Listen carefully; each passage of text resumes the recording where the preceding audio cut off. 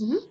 All right. Well, good to see you all. Hopefully, you guys are all doing well and making it through this pandemic that we have going on. So, we're going to talk about communication today. This is one we had planned even way before COVID-19 came about. And so, this is one that's going to be really beneficial with lots of different communications and types of things. So this is going to be communication about relationships. It's going to be communications with your kids. It's going to be communication at work. And so a lot of these things will help you with a lot of different types of communication. So like Heather said, feel free to ask questions. You can text them probably, or in the little comment box. Probably the easiest way might even be to send them there and for everyone to see. I'll try to look at them from time to time. If you really have a question you want to know, you can maybe even send it to Heather and she can ask it to me. But any of those ways are good. So let's first quickly talk about the Blomquist Health benefit. So few things with that. So we are, here to help people with any life challenge that they have, whether it's stress due to a pandemic or an earthquake or whatever it is. We're here to help with that. We're also here to help with Oh. communication and all of those different types of things. So anything that you could think of that's a challenge for you, whether it's relationships, whatever it is, we're here to help. Um, Counseling sessions are free and 100% confidential. And then most of the time right now that the sessions are either going to be by phone or video. In the future, we hope to meet with people face to face again. But right now, that's what we're sticking to. Really, really simple to make an appointment. Just calling the Blomquist Tel number and just saying, hey, I work for this place and I'd like to receive some counseling, or I'd like to come in for a life challenge. And with that, you are welcome and they'll get you set up with an appointment. So really, really simple. We always have the 24-hour crisis line 7 days a week that there's a therapist that's there to talk to you if you ever need to talk to anyone. So we're always there to help out with that. The hours wise, we try to be as available as much as possible. So most days it's from 9 a.m. to 9 p.m. and sometimes even at 8 a.m. on Saturdays. And there's some therapists that come in at 8. So that's a lot of it. Saturdays is a little bit different. We're about 8 to 3 is what our hours are. So, and we're doing these online presentations. We've been trying to do, probably 2 to 4 every week for the last month or so. And we're just to try to help you guys out as much as possible because we know a lot of people are home. And so this is just to help the audience out as much as possible. So like I said, any questions about Blomquist Health, please send those to Heather or to me and we can help you out with that. So I want to put some relationship tips on there in the beginning and mostly dealing with, this COVID-19 stuff. So with this, it's real important to communicate all of these things, your needs, your fears, the things that are stressing you out, and some goals that you have. We have a new normal to some extent, and there's not much that's normal about what's going on. And so we have a new situation. And so we have to really communicate about these things. That's one of the biggest things that can help us to get through this difficult time and be successful doing it and to feel okay. So communication is real important. Sometimes when we do that, we don't agree with the other people around us. And we're going to talk about a lot about communication today and how to do that. But it's okay not to agree. It's okay for you and your husband to have a different point of view, or you and your kids to have a different point of view. And probably the biggest thing to do with that is to be curious about their point of view and to not judge them or be upset, and to be able to listen and to care. And we'll talk about that a lot more today. But we're going to have some strain. It's just part of where we're at right now. This is a difficult experience that we're all having. Most of us, probably none of us have experienced something like this before. And so there's going to be some strain, and just knowing that that's a part of this is will be beneficial. We want to try to give each other the benefit of the doubt and try to forgive each other when difficult things are happening just because of the extra stress that's upon us. This isn't necessarily a communication tip, but something that I would love for you guys to remember is with your kids, with your significant other, let's try to, move that ratio of those positives to negative interactions up a good amount. And so if you've been struggling with some of those, I would want you to spend some time thinking about what are some ways I could have a positive interaction? What are something that I could be thankful for with them? What is something that I could come and tell them, yeah, I'm really grateful that you were able to do that, or thanks for being a part of this. So try to up the ratio of positive to negative. This is probably not the best time to work through huge arguments that you guys haven't solved for years. We're in the house together, we're communicating in that way, and so it's probably not the best time to solve those issues that have been really big over the last 10 years. So let's try to give each other the benefit of the doubt, and maybe we can put those on hold and say, hey, once we're feeling good, we've reduced some of this stress, let's really work through this issue. We don't need to do it now, but this is something I'd like to talk about in the future. Scheduling time is hugely important. A lot of these things we need to be real intentional about doing. And communication is one of those. We need to be intentional about communicating with our kids and talking with them, but with our significant others. Lots of times I'll tell couples to set up a time, a repeating time that happens every week. Say it's Sunday night from 8:30 to 9. So for 30 minutes, we're just going to communicate about things that are going well in our relationship. We might communicate about some of the goals that we're working on, or something that maybe we're struggling with a little bit. So this would be a great time to talk about some of those fears and stressors and goals that you might have. Along with that, during this time and all of the time, whether it's a pandemic or not, it's real important to schedule some time alone and to be able to do some things that you enjoy. So I don't want all of your time together. Most of your time will be, and that's great. But having some hobbies, having some time to, go for a run or to do something that makes you happy would be real important. So, okay. So just a quote about communication, and I really like this one. I think it's great. So once a human being has arrived on this earth, communication is the largest single factor determining what kinds of relationships she or he makes with others and what happens to each in the world. So communication is a huge, huge factor in determining what our relationships are going to be like. In counseling, talking with people, especially couples, for sure, communication is the biggest thing that ever comes up.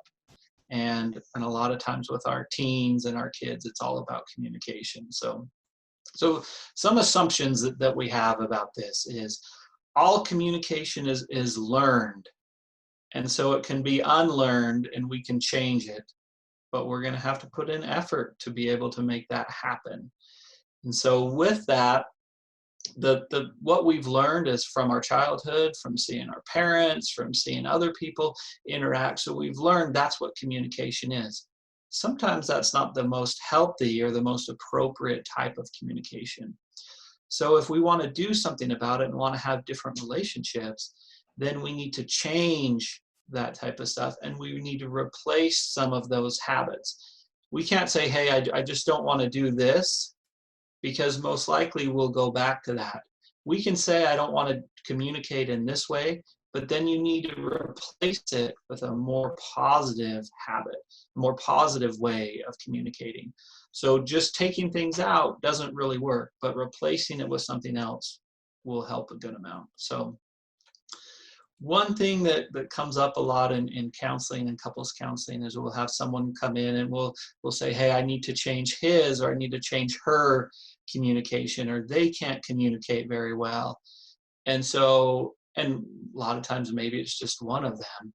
And some of the problem is the person that we're most effective in changing their communication is ourselves.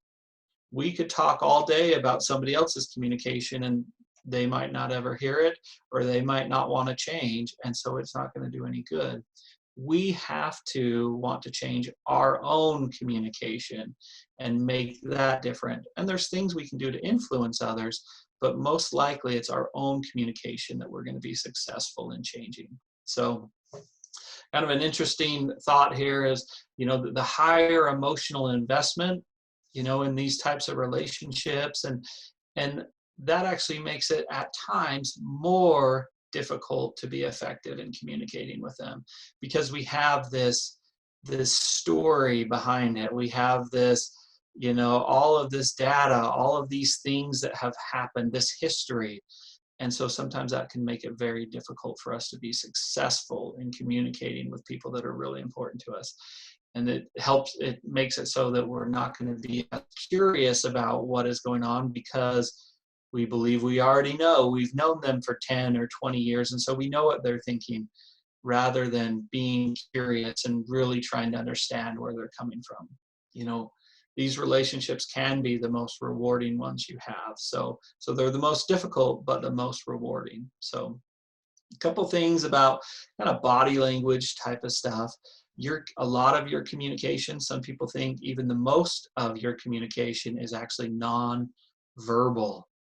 And so, whatever you're doing, if you're yawning all the time, if you're playing on your phone, if you're looking at the TV, if you're doing all these things, if you're rolling your eyes, all of those different things are types of communications that you're doing. And what you're doing is you're either showing them that you're listening, or you're showing them that you're not, by what you're doing, not even necessarily what you're saying. So keep in mind, what is my body doing? How am I sitting? What am I looking at? Am I looking them in the eye? Am I nodding? What am I doing that's showing them that I'm listening? And all of us kind of know those types of things. We've seen these types of signs. And so when you notice that with other people, I want you to kind of think about yourself. Am I doing these same things? Am I showing them that I'm listening? So, okay. So in most things, especially with teenagers and significant others and with coworkers, your example of what you're doing speaks much louder than any words you'll ever say. So it's really important to kind of keep in mind. We kind of talked about a quality of relationship, but it is the best predictor of what type of relationship you're going to have. It is the best predictor of what type of communication you might have. If you trust a boss and know that they're there for you and they're trying their best, and even when they make mistakes, it's a lot easier to forgive them and to believe what they're saying and listen to them. Same thing with a significant other. If you believe that that significant other is giving you the benefit of the doubt and really cares about you and trying their best to be a good significant other, then it's a lot less likely that a little problem that you have is going to cause a big issue. You're much more likely to give them the benefit of the doubt. So one thing to think about is it's best to have difficult discussions when you're at your best. And so if you're hungry, if you're tired, if you've been drinking alcohol, if you're frustrated or upset, those aren't going to be good times to have a big conversation, to have something real important to talk about. You're just not going to be as successful with those. Your body isn't prepared to have that. We'll talk a little bit more about your body in the future in these types of discussions. But just remember, you're going to have one of those deep conversations, a big conversation. You want to be at your alert, most alert that you can be. So let's kind of talk about, kind of a shift in communication that we're looking for. And we're going to talk about this shift for a little bit. But the goal is to move from a battle of messages to a learning conversation. And like I said, this will help in all different communications that you're having with supervisors, with coworkers, with teenagers, with significant others. So rather than having a battle of messages, we want to learn from these conversations. Let's talk about how we're going to do that. So this is what a battle of messages looks like. So we think we know all we need to know. We have our perspective, we have our feelings and emotions, and we think we know what that is. We want the other person to agree with us. And sadly, a lot of times the other person isn't quick to agree with us. Um, they have their own perspective and we have our own perspective, and we want them to see that we're right, and we can get upset when when they don't. So, and in a learning conversation, this is what we're looking for: being curious. Remember, one of the biggest words I want you to get from this today is, how can I be curious when I'm talking to my teenager, when I'm talking to my significant other, when I'm learning from my boss or they're critiquing me? Um, some of the goal is recognizing that the other person has a different perspective than ours, and their point of view is just as important as ours, especially to them. So, say we're talking to a teenager, and you're talking about what time you need them to come home, and you're negotiating that. Even if there's no room to really negotiate, you're stuck on this. If you're able to be curious and really listen to them, that's a lot more likely that you're going to have a positive outcome. And we'll talk a little bit more about being empathetic and listening. But if you can be curious as to their perspective, even though it's not going to change your mind totally, that can be really, really beneficial. So let's talk about the what happened conversation within this battle of messages and learning conversation. So these are the three things about the what happened. So what is the truth about what happened? What were the intentions of the people involved, and who's responsible? The hard part of this is we know our perspective, and we know the truth to us and what our intentions are and what we feel responsible for. The problem is it's much more complex because we know one side of it. We can't mind read, and we're not in that other person's mind. So we're not able to say exactly what that was, or exactly what they were thinking. So let's do kind of the battle of messages with what happened. So the assumption is, I know all I need to know. I understand everything I know about what happened. And like I said, the goal is to persuade them that you're right and they should see it your way. In a learning conversation, the goal would be to know that we have different information. We're looking at a picture from different directions. So the picture looks different to both of us, even though both of us are right in that that's what the picture looks like to me. So we're looking at it from different perceptions, and so it's very important to realize that they have some important things to bring to the table. So the goal in this situation would be to explore the other person's stories and to have them explore yours and to understand where each person's coming from. So a couple more onto this. So we assume that it's either all of their fault or it's all of our fault. There's some black and white thinking sometimes in some of our communication. So the goal would be for them to admit blame or for us to take all the responsibilities for that so that we can move on quickly and we don't have to work through this a lot. The truth and a learning conversation would be, how did I contribute to this? How did I contribute to their misunderstanding what I said?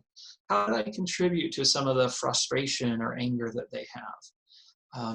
So the goal would be is to understand how our actions, helped with this product that happened, helped with this result. And like I said, it doesn't mean that you take 100% responsibility. It just means that together this type of thing happened. And let's talk about how to do this a little bit differently going forward. So feelings are very much a part of what happened in the situation and communication. So the challenge with this is, for one, some people really like to talk about emotions and feelings, and that's very much a part of them. And then some people are very logical and think feelings don't have too much to do with different situations. The truth is, it's somewhere in the middle, and a lot of things are emotionally charged. So we need to talk about emotions and where things are coming from. If some of those feelings aren't expressed, they usually find a way of leaking out. I like to compare it to a soda bottle. So if you don't express something that's causing you trouble, what you're doing is you're shaking up that bottle and you're keeping the lid on until it grows and grows and grows until finally it explodes. So that's an easy way of kind of thinking about that. Sometimes it's for people that are emotional and concentrate on feelings, it's very difficult for them to listen until they're able to express some of those emotions. So feelings and emotions are very much a part of communication and miscommunication. So let's talk about that in the battle of messages types of ideas. So if it's a battle of messages, this feelings are, they're not important. They don't have any matter in this situation. And so either their feelings are all of their fault, or that they don't need to be shared. So a lot of times we want to avoid talking about feelings, or we're going to let them know how angry we are.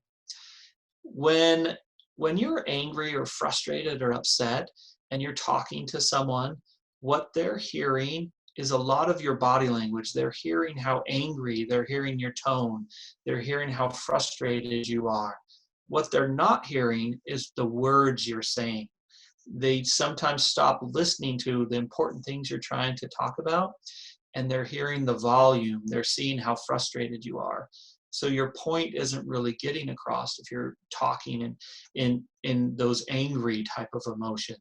So we have this learning conversation going on. Feelings are at the heart of the situation. And feelings are usually very complex. There's a reason why I felt like I was insulted, or why that hurt my feelings. There's a reason why. And if you're able to be curious about those and work through them, you're going to be a lot more successful. So if we're doing a learning conversation, we want to address feelings, and then there's a couple people involved, so we want to address both people's feelings. We want to acknowledge them and I can tell that you're really frustrated about this, and then we can work through it from there. I can tell that this is really upsetting you. Help me to understand why this is causing you so much trouble. And I think that can really help, and that's being curious in this different situation. So the identity, and the last part of this battle of messages, is the identity conversation. So with this is the most subtle part of it, and the difficult part, because this is the conversation that we're having with ourselves. This is what we think about ourselves because of what's happening, what this conversation means about us. So, this happens a lot where we kind of have this all or nothing sense of self. So, it's either we're all good or we're all bad. So if we make a mistake or somebody says something negative about us, then we must be really bad at our job, or we're a bad husband or wife or whatever it is, or a bad parent, rather than us knowing that a part of just being a human being is none of us are perfect. None of us are all great in one way or all negative in one way. We have different strengths and weaknesses. And so, coming to that realization that it shouldn't make us all bad or all good if we're doing things right or doing things poorly. There's things that we can get and things that we can learn. Some people will struggle with this bottom one from time to time of, I can't bring up anything negative, or I can't critique or anything like that, because that'll make me a bad person. And I don't want to hurt somebody else's feelings, because that will define me.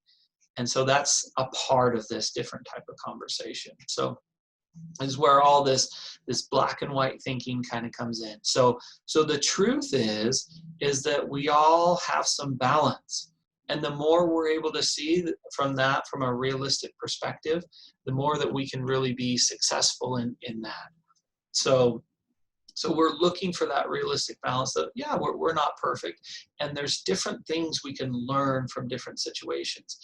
If our boss is saying something to us that is negative or a critique, then we can try to be curious about that and try to learn from it, even if we don't believe it's totally true. knowing where he's coming from or she's coming from can help us to see, okay, I can see where you get that. Maybe it'll be my goal to show you in the future how I do that a little bit better, how I am actually pretty good about that. And maybe my goal is to show you that a little bit more often. So what we're doing is we understand that some of us, all of us, have some limitations, and it's okay to have those, and we can work on those if those are really important to us.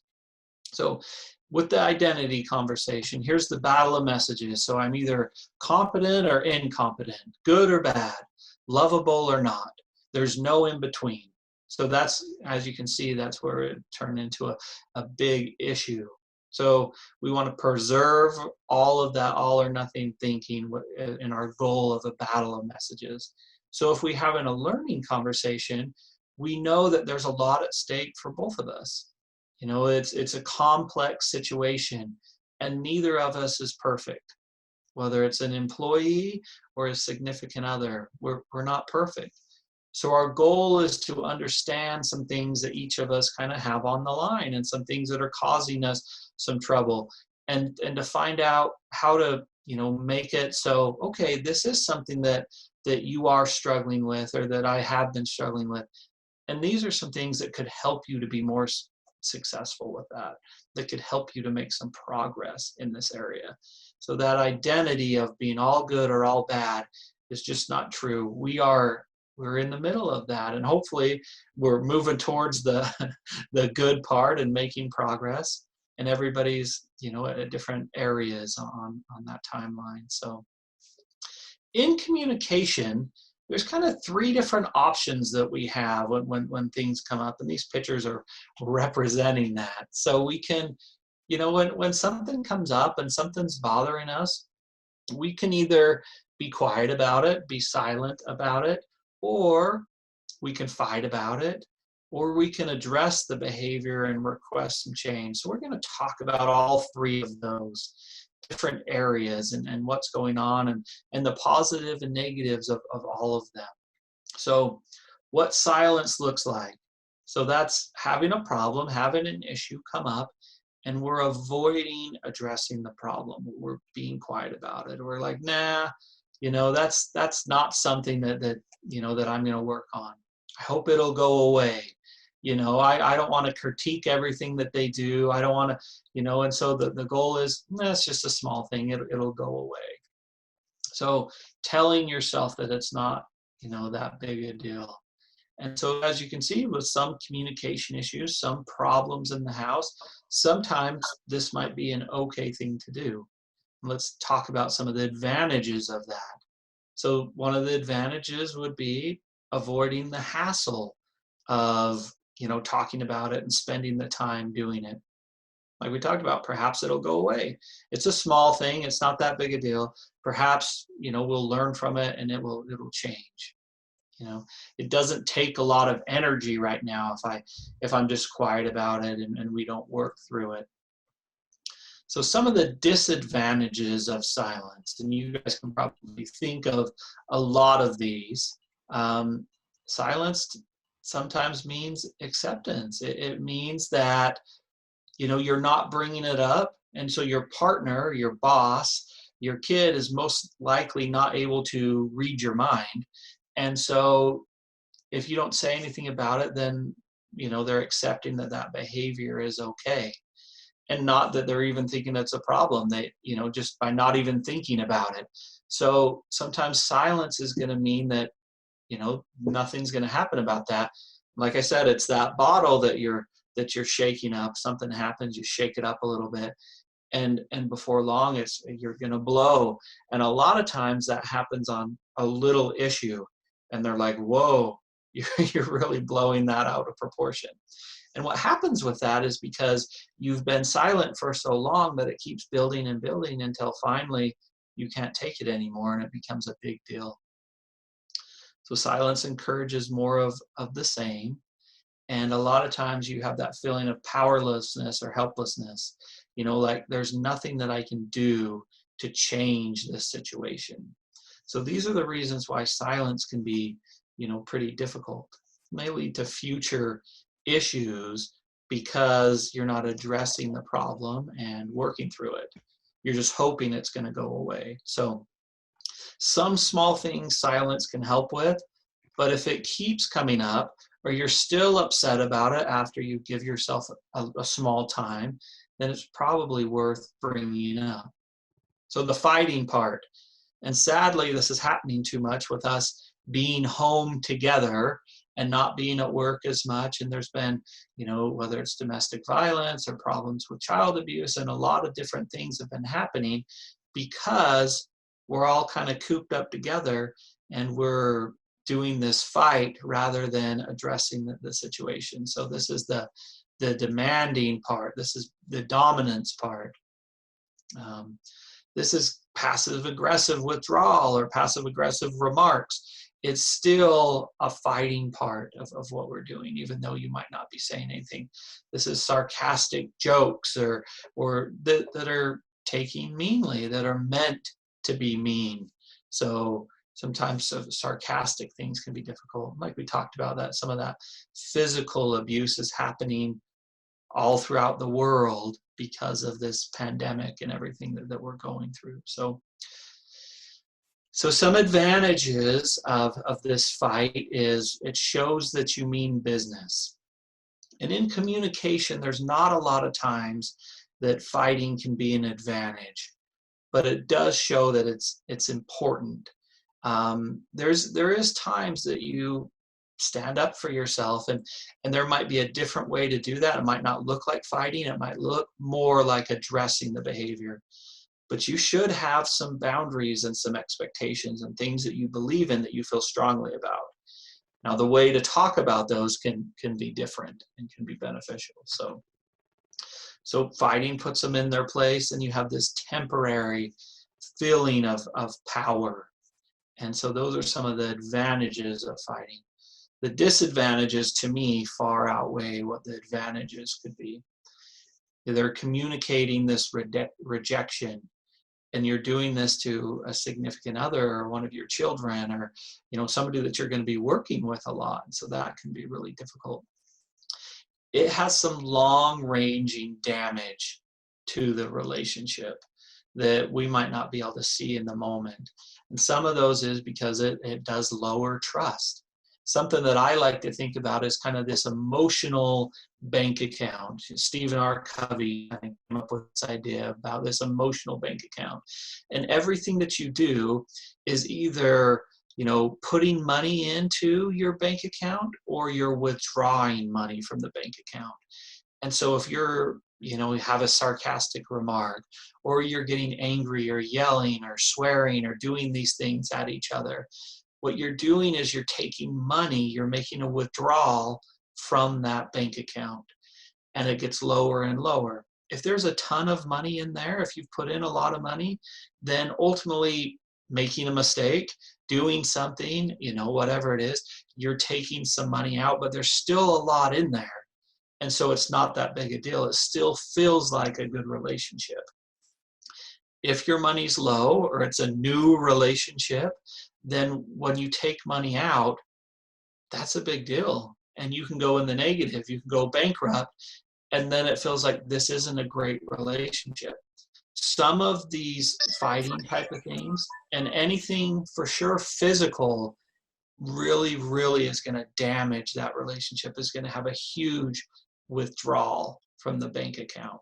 So that's why it takes a lot more time, and that's why future problem solving is more difficult, because it's harder to put money in, but every time you do something that develops trust, that shows that you care, you're putting money in.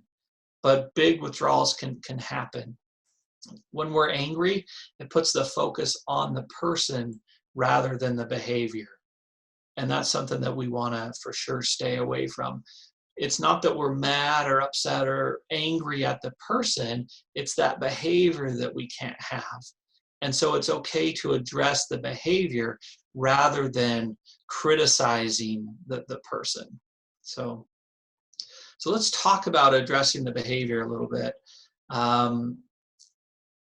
So when we address the behavior, we're focusing on that. Like I said, the opposite of the fighting. We're focusing on the behavior that we don't like or that we do like rather than the person. A lot of you've heard about I statements. I statements is a huge way to do that. It's not the only way, but it's a good way to have a healthy speech pattern. So in doing that, here's a little example of I feel sad, or I feel angry, or I feel upset, or I feel really happy. I feel great when when, and sometimes, you doesn't even have to be a part of it. If you can stay away from when this behavior happens, that would be great. If you have to say you and can't find another way, then that's okay. But if you can leave the you out, that's even better. So I feel really, sad when I come home and feel like I've been criticized for the things that I did today. I would prefer if, if you were upset about some of these things, that we could spend some time talking about it, maybe when I've calmed down or when I've had been able to, recover from the day of work that I've had. So these I statements help you to be calm, but still have a purpose. Remember, I talked about boundaries and expectations are great. If you're able to be calm, then it's a lot more likely that the other person's going to be willing to listen and that you guys are going to have this communication go a lot better. So like I said, I statements are good. It doesn't have to be the only way. A little bit more information about I statements is, it helps you to be assertive, but doesn't put them on the defensive. It's not saying you have made me angry. It's saying I feel upset when this type of thing happens, when I'm attacked when I get home. So it's not saying that you're attacking me and it's really hurting my self-esteem. It's saying, this is how I'm feeling about this situation. So you're able to be assertive, but it's a lot less likely that they'll be, defensive about it. And you're taking ownership for your own feelings. You're taking ownership for your emotions and what's happening to you. So that's some of the reason why I statements are good. A couple more things with I statements. It lets the other person know what you want and the behavior that would be good. It helps to reduce misunderstandings. We're going to talk about a little bit more about how to do that in the future too. And calmly talk about what you're talking about. And because you're not putting people on the defensive, then you're trying to increase some of that cooperation. So here's some of the advantages of addressing the behavior. It has the best likelihood of success because you're addressing it rather than staying quiet, but you're addressing it in a way that's not going to make them upset, causing them to be defensive. And so that's why it's going to help you to be more successful. It's most likely going to help long-term behavior change. And it's going to communicate some acceptance and some worth, that even though I disagree or even though that this is frustrating, it doesn't mean you're this black and white, terrible thinking, all or nothing type of thing. And it builds that trust that we've been talking about, that emotional bank account. So makes problem solving easier next time because you have that trust.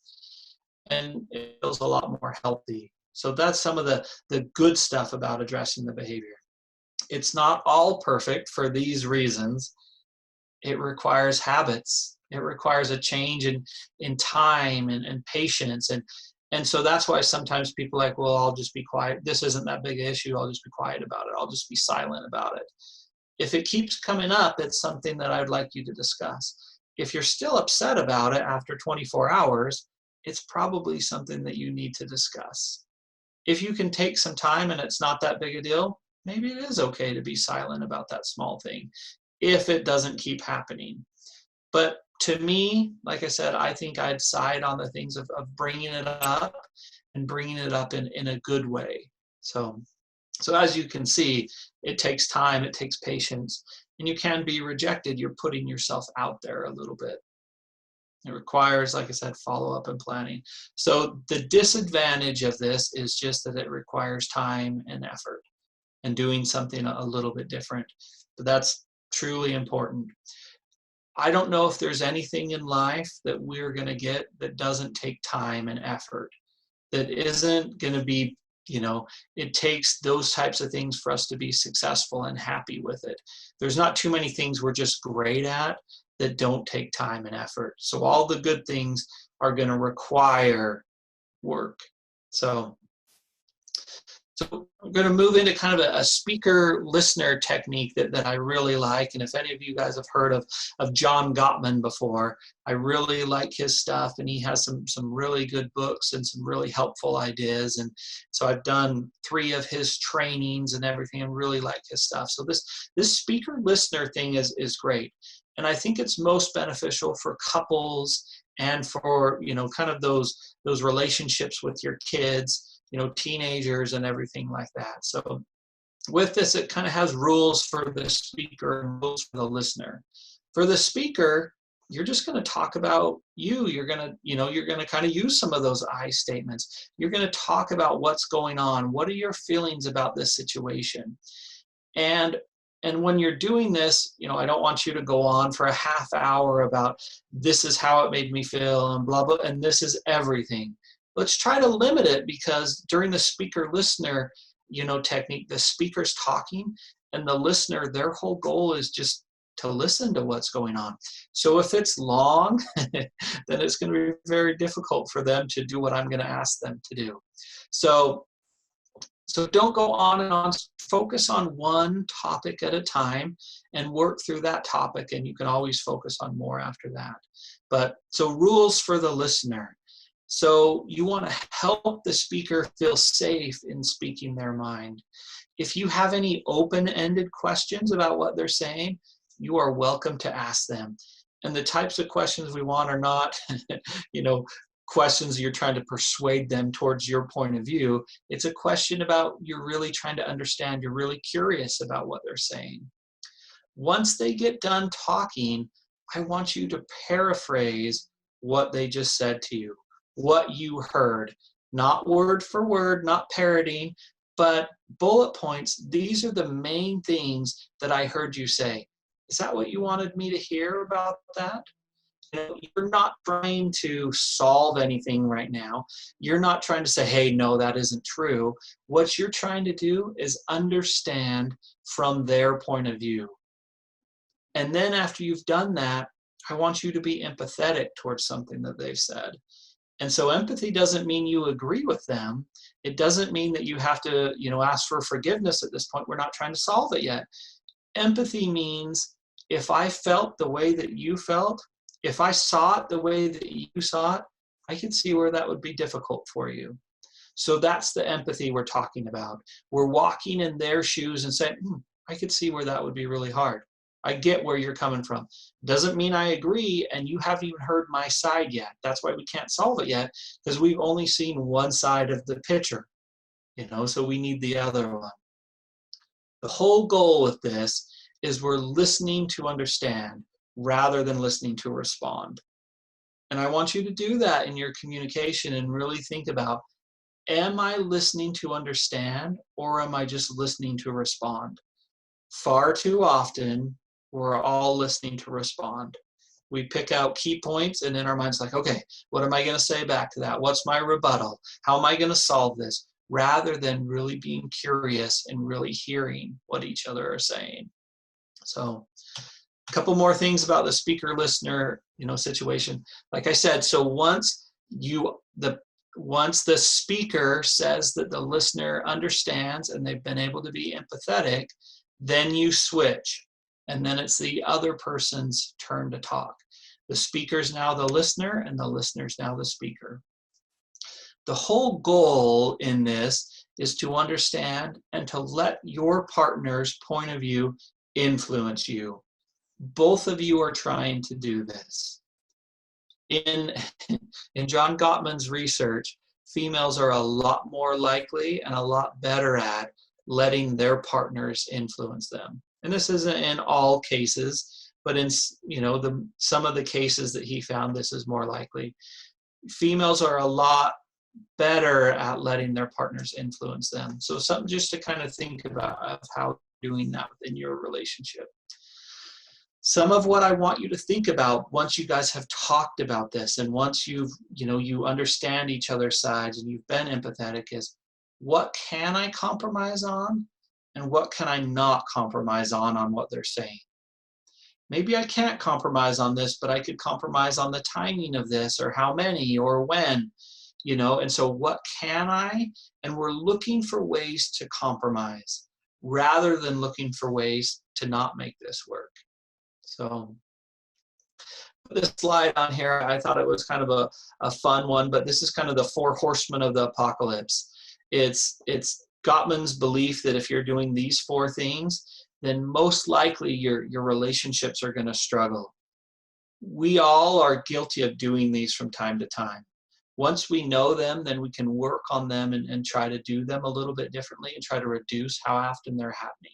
So these four are criticism, defensiveness, contempt, and stonewalling. So criticism, that's, it's when we're criticizing each other. You always do this. You always are late. You never take care of the kids. You always have mean things to say when I get home from work. Those are criticisms that we're talking about. And then in the bottom box will kind of tell you about what to do about those. So that one's talk about your feelings, talk about what's going on rather than criticizing. That's where an I statement might come in and would be really good. So defensiveness is usually when you're criticized, you get defensive. You try to defend yourself. Well, I did this. Well, I might have done this, but you were doing that. And so it's being defensive about what you're hearing rather than being curious about what you heard and trying to have that learning conversation that we talked about. So with this, like I said, the defensiveness is trying to be curious about where they're coming from. The contempt is kind of the biggest one and the most hurtful. And so this one is where you're kind of verbal abuse. This is maybe where you're swearing at them or name calling or doing something like that. And you're not allowing, them to help you. There's no, trying to work together on these types of things. So some of the thing that helps with content is being appreciative, having some gratitude. Those things can help a lot. When these things are happening a lot, then it turns to stonewalling. Stonewalling is that, well, I'm just going to leave, or that, well, I'm just going to be silent, or I'm just going to mumble, or it's when we kind of shut down. We put up a wall is where that stonewallings come from. So a great thing to do with this is taking a break. When you're feeling overwhelmed and you're stonewalling, usually what's happening is your heart's beating so fast that you're overwhelmed with what's going on. People can be sitting there looking normal, but their heartbeat is beating over 100 beats a minute. And so with that, you need to calm your body down. Remember, if we're going to have these sensitive discussions, we need to be in our best state possible. And so calming your body down, taking a break, asking for a break, maybe even talking about it beforehand. If we ever get frustrated or upset, we can ask for a break and we can come back and talk about it. So breaks a little bit more to do with that. Usually it's going to take 20 or 30 minutes for your body to really calm down and for that lactic acid to move out of your muscles and to get out of that fight or flight response so that you can be able to have that good discussion again. So taking a break for a little bit is good. Just leaving and not saying anything isn't going to work. And so you need to say, you guys, whether it's having a word that you say when you guys need a break, or say, hey, I'm getting really frustrated. Is there a way that we can take a break and come and talk about this in a half hour? Maybe we could talk about this tomorrow morning. Would that be okay? And so then taking a break, calming your body down is going to help you to have a lot better conversations. There's a ton of research and data that backs this up that helps. When we calm our bodies down, then our conversations are going to be so much better. Then you can come back and have that speaker-listener type of conversation. Couple things about, asking each other about, well, is this a good time to talk about this? Sometimes it's good to say, hey, I have this real important thing I'd like to talk about with you. Is it okay if we spend 20 minutes, sometime in the future talking about that? And so they can plan on that they're going to have that conversation and they can be ready for that. And so talking about it beforehand can be really beneficial. If the person says this isn't a great time, then it's their responsibility to determine when would be a good time in the near future. So no more than 24 hours or whatever. When can we find time to have this type of conversation? It doesn't mean we're never going to have it. It just means I want to have this when I'm a little bit calmer, when I'm not so stressed out about the kids or whatever it is. So last slide for you, and then I'll quickly answer any questions that you might have. So not all our problems can be solved. We're different human beings. There's different things that are important to us. Some of the data, suggests that 70% of the problems have no correct answer to them. And so being curious about where your partner's coming from. Why do your kids think like this? What is the difference in what they're doing? So being curious about those things. A lot of the key to understanding and helping these situations to be okay, even though we don't agree upon them, is learning, is listening, is understanding where they're coming from, is having some empathy, is trying to see it through their eyes like we talked about. Having some humor about it can be okay. And like I said, we want to be careful not to be sarcastic and mean humor. It's having some humor about, we see money, very differently. One of us really likes to go on vacations and likes to have things and have experience. The other one likes to save money and to be able to look for the future. Let's communicate about that and help us both to be really successful with it, rather than having this something that we continue to fight about and can never make any progress. Affection's a very important part of that. And so having this humor and affection and really listening, and that curiosity is the key. Remember, we need to be intentional with the conversations that we're having, and we need to be really curious. That's some of the things that are going to help the most that I'd like you to get out of this. So if you guys have any questions, please post them. I'll try to look through the chat a little bit and see if there's anything that you guys really would like to know. I've scrolled up and found Yeah. some. So one of them is, I don't think you've answered this. I feel like I'm saying to my almost 5-year-old child lately, all that I'm saying to them is no, please stop, don't, not right now, etc. If we've gotten to a bad habit of focusing on the negative and default to negative interactions in the ratio of positive to negative, what are some real ways that we can try to get out of the negative rut and communicate more positive, especially with our young children? Yeah. Great question. Really, really good. And so one thing I would tell you is, the first thing is noticing that that's happening. Then the second thing is coming up with a game plan about what might help and thinking of some things. Okay, what are some things that I could see that they are doing well? What are some things that I could notice? And they could be simple things like, hey, they took their shoes off, or they tied their shoes well, or they picked up one thing. And so looking for opportunities to find little things that can be a little bit more positive interactions. Kids seem to benefit from that a lot. So you're going to have to push yourself to really look for some little things that are beneficial and kind of go out of your way to find those. And it might take you a little bit of time to, one, come up with a game plan about how to do that, and then to look for those and bypass some of the negative with those little kids to try to find more positive interactions. Okay, and then the next one are, what are some good ways to communicate with each other when you are both still working through the all or nothing identity? Yeah, yeah, it's a tough one. I think one would be just talking about it and saying, hey, I feel like, well, maybe even this presentation could be a starter. He talked a lot about all or nothing thinking and how that can be difficult for us, and how that might be not be a good thing. You can be open with that and say, I found some times that I feel like I do that. When I hear something at work or some criticism at work or something from you, That really puts me on the defensive. I want to try to work on that a little bit. And I would tell you that's probably the starting point of just knowing that like you do, and then talking about it with them and saying, hey, what do you think that we could do to try to reduce some of that? That meeting that I talked about where you talk about good stuff and then maybe something that we're working on would be really good to encourage some things to start working on a little bit and to see that we're not perfect and that's okay. We can make progress still. Okay, and the next one was, what should we do if even when we address the behavior, it continues? Yeah.